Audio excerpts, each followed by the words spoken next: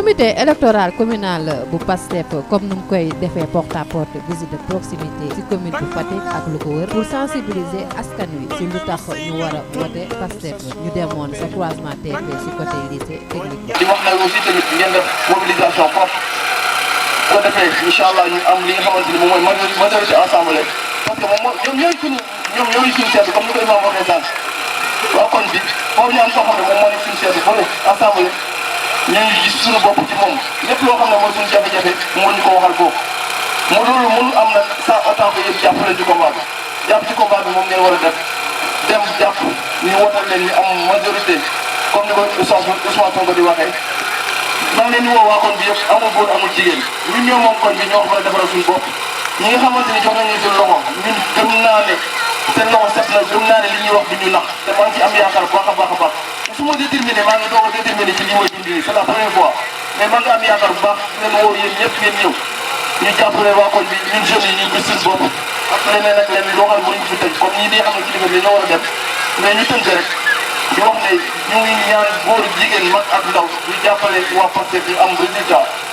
maximum possible. ñaanal leen ñaax leen ñaanal leen mooy lii ngeen sumb yàlla na sotteeg jàmm ak salaam ndax wóor nañu ne sotti bu muy sotti mooy gën ci ñun yàlla xam na ko ndax fi ñuy jógee ba fii ñu yegsi yàlla lu mu def rek xam na ko kon gëm nañu ne dina sotti incha allah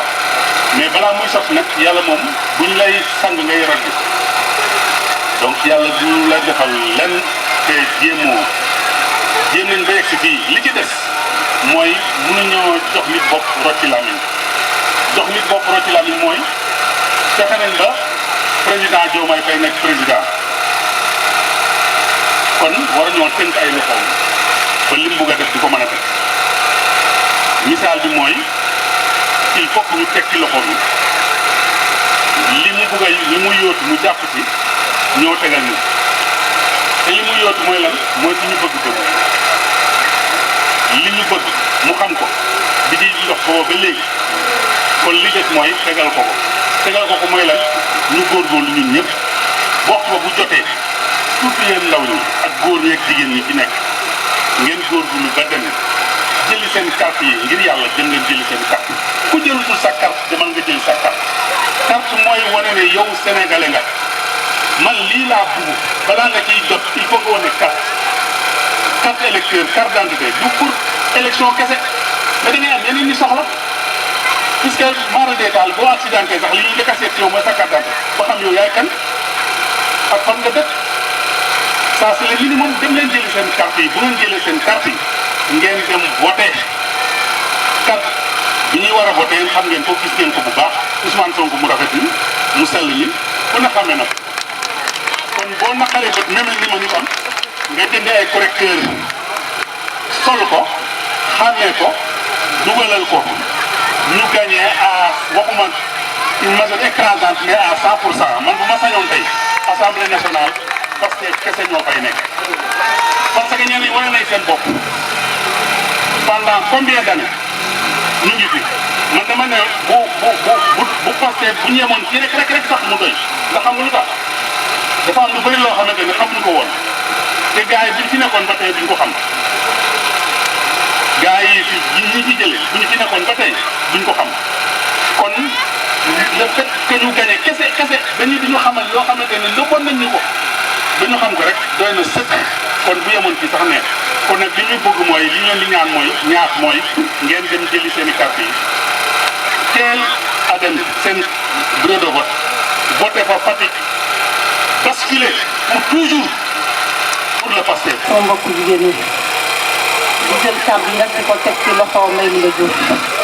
defe naa may mi nga yaa interpellé léegi ñu danga jógee ci formation yi wax nag loolu projet bi da koo teg Ousmane Sonko bind ci yaa ci 2024 ba 2050 yéen ndaw ñi ak góor ñi yéen li ko jagleel surtout jigéen ñi yéen ñu bëgg na seen autonomisation bëgg leen former financé leen ba ñu def seen bopp te loolu dañ ci taxaw bu baax a baax. conseiller municipal la te defe naa conseiller municipal bu yàlla diri ba nga dugg fii war nga am gàcce te bokk na ci suñu combat li ñuy xeex ak les responsables yëpp a nekk mooy que ne ay nit duñu ay mala. Des quartiers il faut viabiliser d'abord avant nga koy jox nit ñi mais jox leen ay bas-fonds jox leen foo xam ne day taa ba pare wëlbatiku ñëw di leen di masaw wala di def ay les yeux de crocodile dafa naa ne loolu nekkatul politique te loolu dafa yàq ak ñun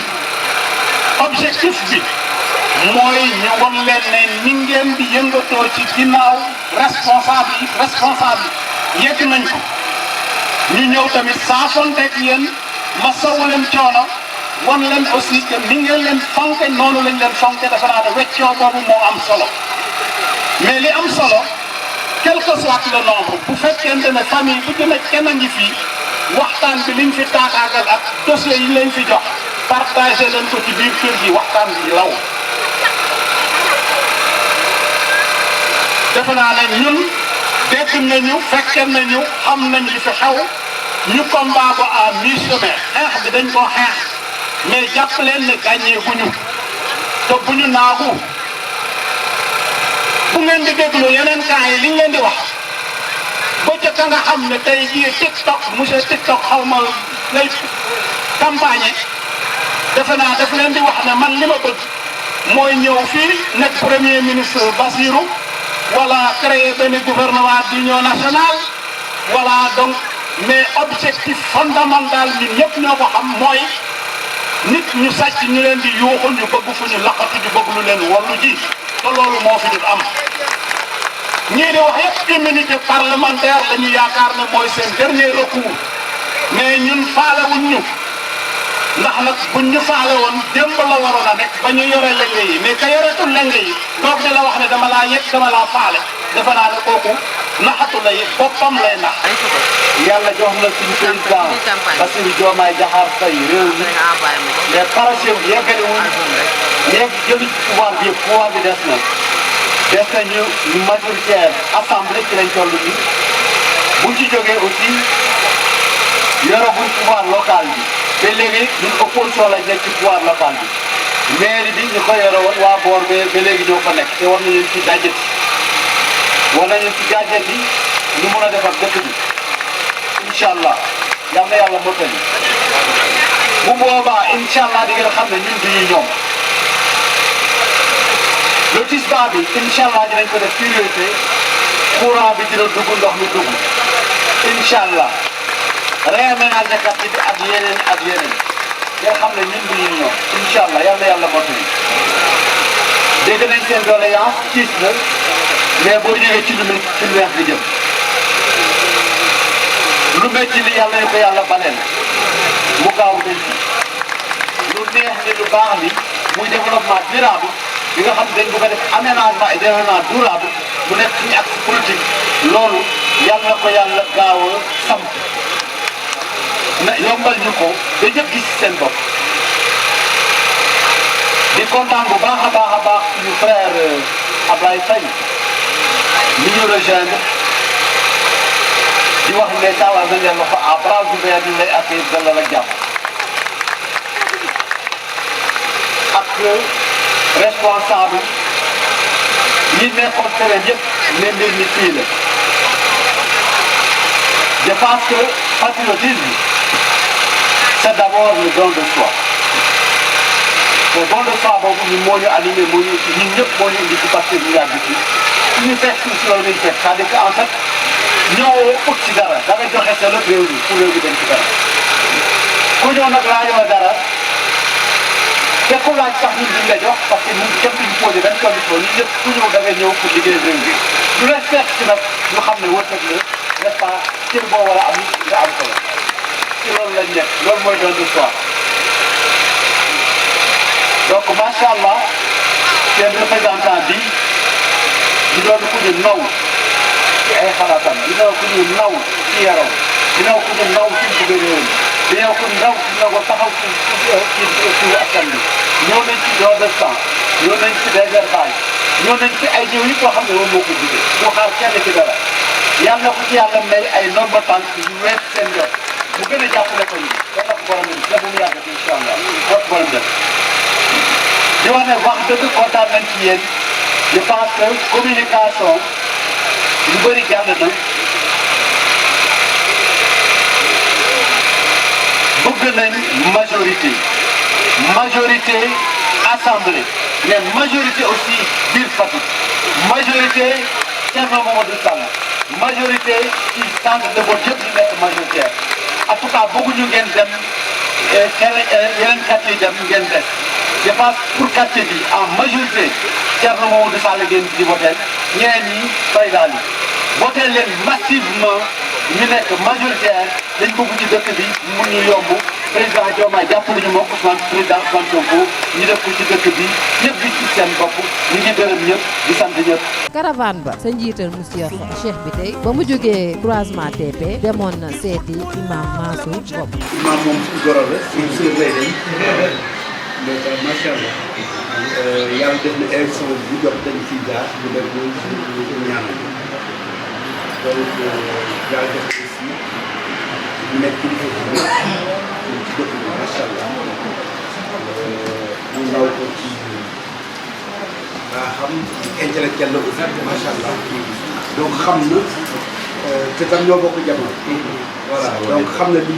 li réew mi dox quoi waaw li réew mi dox ak lan mooy maanaam ñuy jàppale ba sëf quoi donc xam ni moom parti bi nga xam ne ni moom la réew mi gisal jox ko dëkk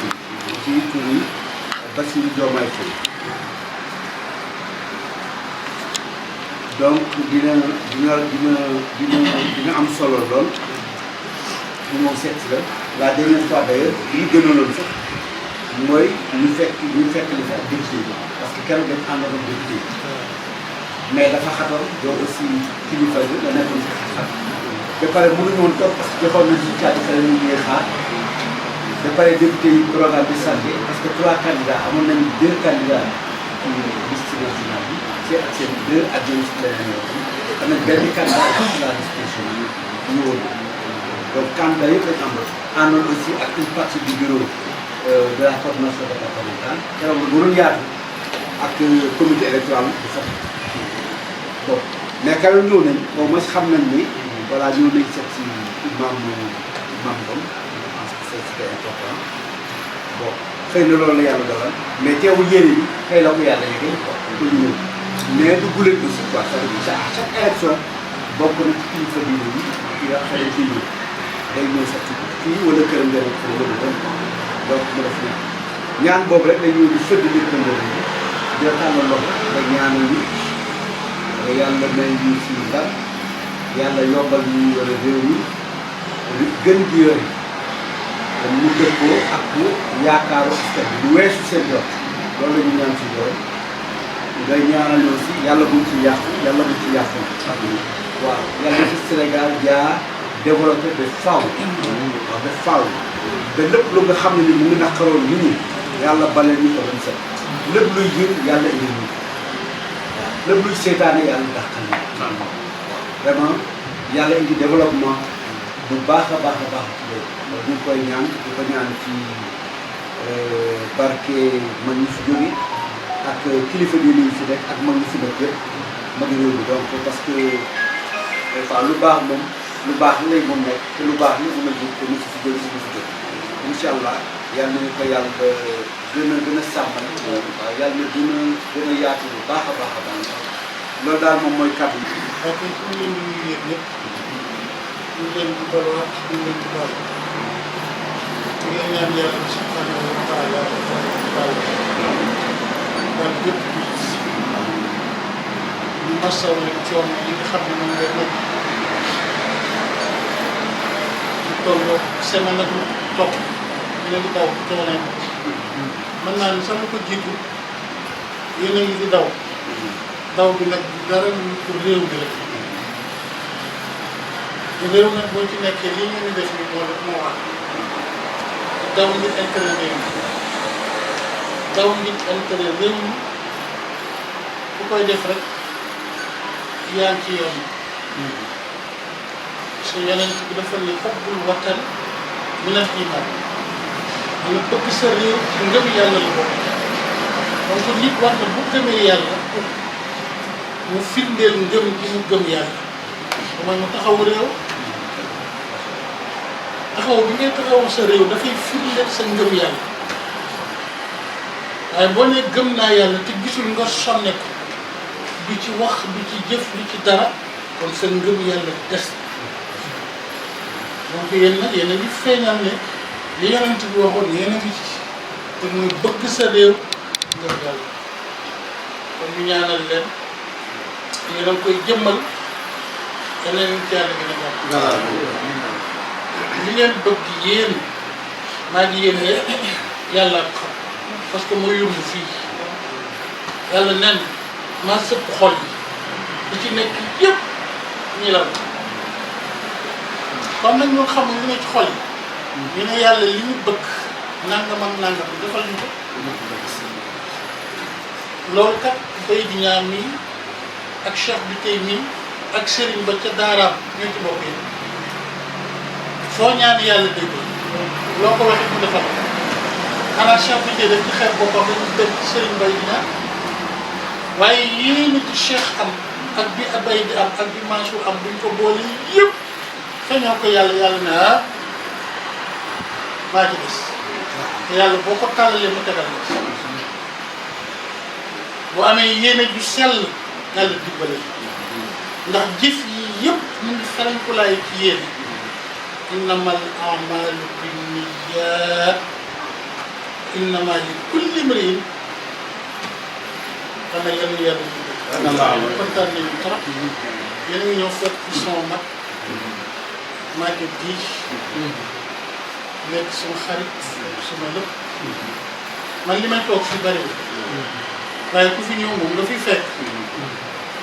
keroog bi ngeen ma waxee pour ñëw fii Pape Baye bi dañoo wax ñu nekk tisbaar ma ne ko day tàng de mu ne ma waaye tisbaar bi dinañu arrangé ma ne ko leen ko bàyyi ba 5 heures mu ne ma nañ ko bàyyi tisbaar rek te man xam naa ne tàkkusaan yi yëpp li ci ëpp yëpp damay nekk ci te bëgguma woon ngeen ñëw fekk leen ma fi wante jaam ak pexem mo waaye tey la ko yàlla doon kon nag loolu yëpp namu yàlla yal nañu yàlla defal yiw defal ñu mbaax ñun nag fii lañu am Fatick boo demoon ba Makkatal Mukarram dem ba ca Medinatul Munawwara ba yonent bi tëdd buñ la nee foo dëkk nga ne Fatick pourtant Tiwaawan nag Makka ak Touba la ñu bëgg boo demoon Touba wala nga dem Tiwaawan fuñ la nee foo dëkk looy wax kon nag fii bu doxee bu ñu sañoon gannaaw Makka ak Tiwaawan ak Touba bu ñu sañoon Fatick fii gën a dox duñu ko wax nag noppee ko ñu ngi ciy déem lu ñu mën bàyyiwuñu ko jéem ñu ngi ciy déem lu ñu mën dañu yàlla jàpp. dafa ñu jàmm. dafa ñu barki. dafa ñu sukkur. xam naa yéen am nañu ko. li ci des ñu def ko ñaan. ñu yàlla nangu. dafa ñu barki sukkura. ak teraanga. ñun ñëpp ñu tàll yàlla lool. caravane bu mu jógee kër imam Mansour Ngom sa suba sa dem leen seeti sunu mbokk chrétiens yi kër abbé. Les préoccupations des populations sont aussi les vôtres. Nous partageons tous les mêmes préoccupations.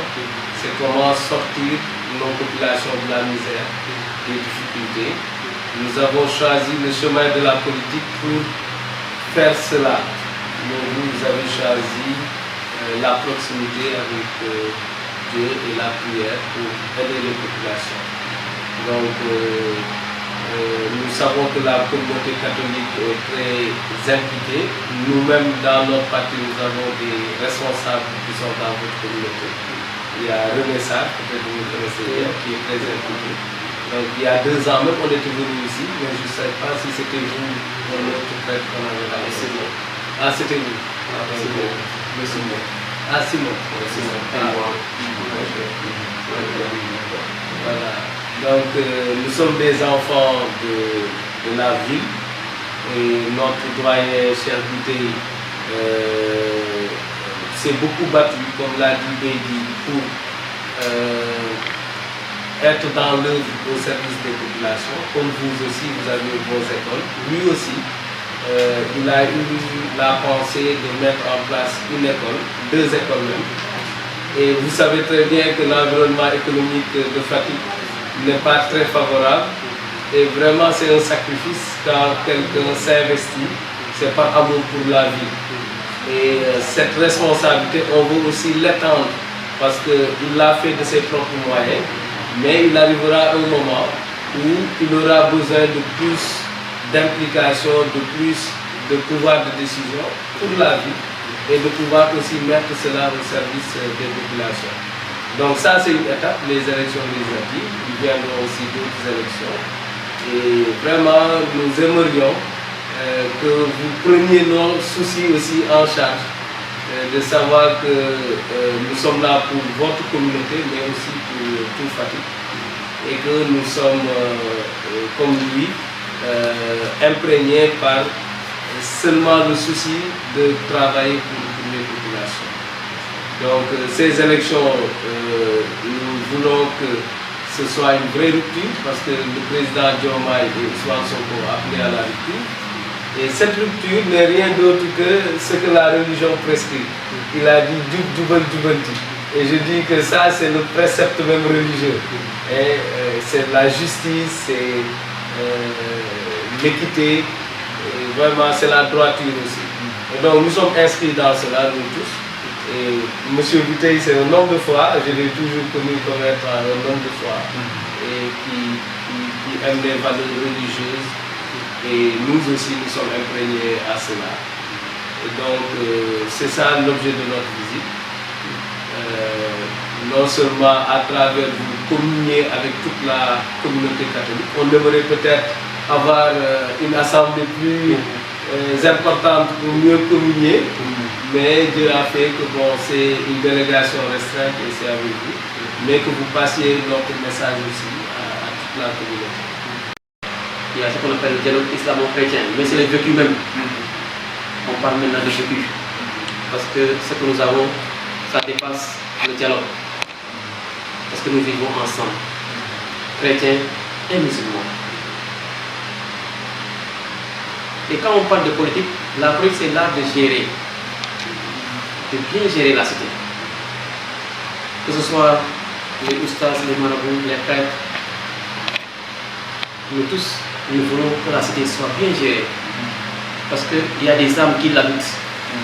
Et ces dernières ont besoin d'être bien entretenues, d'être aidées, écoutées. Vous vivez avec des gens qui ne partagent pas le même parti que vous. Mais nous sommes des enfants du Sénégal. Un peuple, un but, une foi. Nous luttons pour la même cause, mais peut-être avec des convictions différentes, des manières différentes. Parce que quand on parle d'individus ou de personnes, il y aura toujours des pensées différentes. Mais derrière ces pensées différentes, il y a ce qu'on appelle la personne. On peut être contre l'idée, d'une personne, mais on ne doit pas être contre une personne. C'est pour dire que nous formons une seule famille, une famille au Sénégal. Et en politique, on cherche le bien commun, le bien de tous et de toutes. Et c'est votre raison de venir ici pour vraiment nous rencontrer. Je vais prier pour vous en m'unissant aux autres prêtres, aux autres religieuses et à l'ensemble des catholiques pour prier pour vous en ce moment. Nous vous confions au Seigneur, à la Tout-Puissante. Nous vous confions à sa providence, à sa divinité, à sa puissance, à sa force. Qu'il vous visite. Qu'il visite vos corps, vos esprits, vos âmes. Qu'il vous bénisse. Qu'il vous donne un cœur nouveau, un esprit nouveau, une âme nouvelle. Pour rebondir, avoir ce zèle, à pouvoir toujours œuvrer pour le bien-être de toutes et de tous. Et non pas pour l'intérêt personnel. Nous demandons à Allah, à Dieu Tout-Puissant, de vous secourir dans vos épreuves, de bénir vos projets de vie, de bénir votre groupe, votre coalition, de bénir le Sénégal, de nous donner la paix dans les cœurs, les corps et les âmes et les esprits. Qu'il unisse chrétiens et musulmans dans la symbiose, dans la paix, la fraternité, la cordialité. Et vous, c'est vous qui savez ce que vous voulez. Que le Seigneur vous l'octroie de par sa grâce, maintenant et pour les siècles des siècles. Amen. Que Dieu vous bénisse.